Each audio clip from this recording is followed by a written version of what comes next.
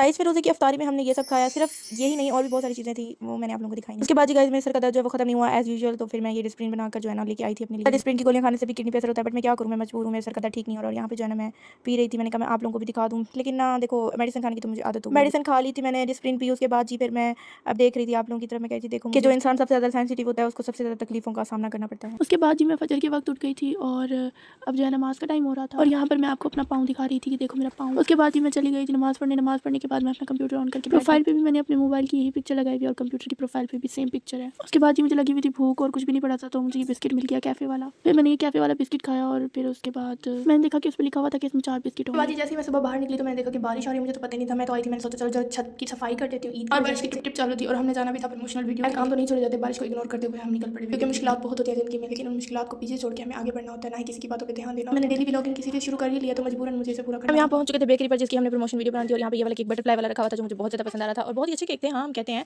Test DG Khan में अच्छा मिलना बहुत मुश्किल है। आज हम वहाँ से रवाना हो गए थे और हम अब घर की तरफ जा रहे थे। फिर मैंने कहा कि मेरे सर में दर्द है बहुत ज़्यादा, मैंने बहुत मेडिसिन भी, सर का दर्द खत्म होने का नाम ले रहा था, इसलिए हम कादर दरबार पे चले गए दम कराने के लिए। दरबार के अलावा हमने आगे भी थोड़ा सा घूम फिर लिया।